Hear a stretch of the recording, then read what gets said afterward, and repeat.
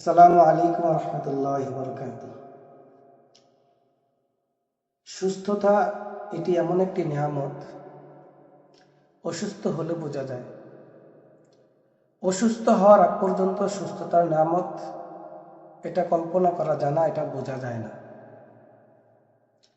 আলহামদুলিল্লাহ, আল্লাহ তাআলা আমাকে আপনাকে যারা সুস্থ আছে, আলহামদুলিল্লাহ আল্লাহ তাআলা দরবারে অনেক শুকরিয়া।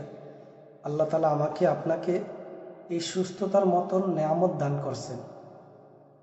পৃথিবীর বুকে এমন মানুষও দেখবেন যারা মাসের পর মাস, বছরের পর বছর এভাবে অসুস্থ হয়ে আছে, কিন্তু আল্লাহ তাআলা আমাকে আপনাকে এই সুস্থতার নিয়ামত দান করছেন। এই জন্য এক হাদিসে আসছে যে 6টি জিনিস আসার পূর্বে 6টি জিনিসকে মূল্যায়ন করো। সেগুলো কি? সেগুলোর মধ্যে একটি হলো এই সুস্থতা। অসুস্থতা আসার আগেই সুস্থতাকে মূল্যায়ন করো। আল্লাহ তাআলা এই নিয়ামত যাদেরকে দান করছেন, এই সুস্থতার নিয়ামত আল্লাহ তাআলা যাদেরকে দান করছেন, আল্লাহ তাআলা তাদেরকে এই সুস্থতার নিয়ামত সম্পর্কে আল্লাহ তাআলা তাদেরকে জিজ্ঞাসা করবেন।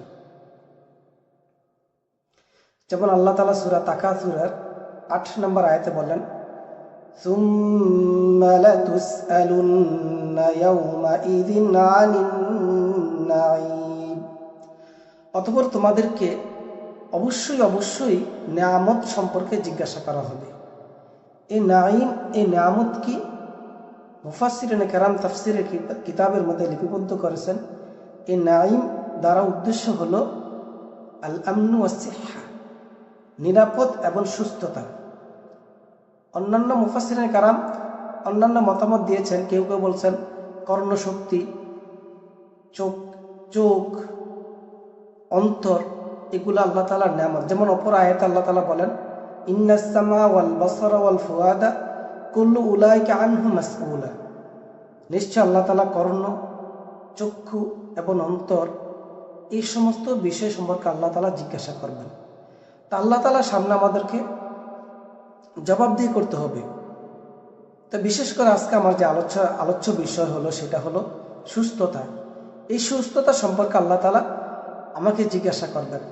কি জিজ্ঞাসা করবেন? সেটি হলো আল্লাহ তাআলা বলবেন, তোমাকে আমি সুস্থতার মতো নিয়ামত দান করছি, তুমি সুস্থ থাকা অবস্থায় তুমি আমার ইবাদত করছো কিনা, তুমি নামাজ আদায় করছো কিনা, তুমি হালালভাবে টাকা পয়সা ইনকাম করছো কিনা। এই সুস্থতার ব্যাপারে আল্লাহ তাআলা অবশ্যই আমাকে জিজ্ঞাসা করবেন যে আমি আল্লাহ তাআলার ইবাদত করছি কিনা, আমি সুস্থ সবল থেকে আমি আল্লাহ তাআলার নাফরমানি করছি কিনা। সেই ব্যাপারে আল্লাহ তাআলা অবশ্যই আমাদেরকে জিজ্ঞাসা করবেন। এই জন্য ভাই, যারা সুস্থ আছে, যারা অসুস্থ আছে, তাদেরকে জিজ্ঞাসা করেন আসলে সুস্থতা কি নিয়ামত। আল্লাহ তাআলা আমাকে আপনাকে ভালোবাসেন, বিধায় আল্লাহ তাআলা আপনাকে আমাকে আল্লাহর এই নিয়ামতের মধ্যে ভরপুর করে রেখেছেন। তাই বলে আমরা এই নিয়ামতের না শুকরিয়া আদায় করতে পারি না। আমরা আল্লাহ তাআলার বান্দা। আল্লাহ আমাদেরকে সৃষ্টি করছেন আল্লাহ তাআলার ইবাদত করার জন্য। আল্লাহ তাআলার দিকে আমাদেরকে ফিরে যেতে হবে, আল্লাহ তাআলার সামনে আমাদেরকে দাঁড়াইতে হবে। যেহেতু আল্লাহ তাআলার সামনে আমাকে দাঁড়াইতে হবে, তার সামনে আমার জবাবদিহি করতে হবে। তাই এই দুটি চোখ বন্ধ হওয়ার আগেই, দুটি চোখ বন্ধ হওয়ার পূর্বেই আল্লাহ তাআলার ইবাদত করি, আল্লাহ তাআলার ইবাদতের মধ্যে মগ্ন থাকি, আল্লাহ তাআলাকে চিনি, আল্লাহ তাআলাকে জানি, আল্লাহ তাআলার জন্য হয়ে যাই। আমি যখন আল্লাহ তাআলার জন্য হয়ে যাব, আল্লাহ তাআলাও আমার জন্য হয়ে যাবে। যার জন্য আল্লাহ হয়ে যাবে, তার জন্য তার কিছুই প্রয়োজন হয় না, তার কিছুই দরকার হয় না। তখন আমি যা চাইব আল্লাহ তাআলা তাই আমাকে দিবেন। আল্লাহ তাআলা আমাদেরকে কবুল করুক। আমিন।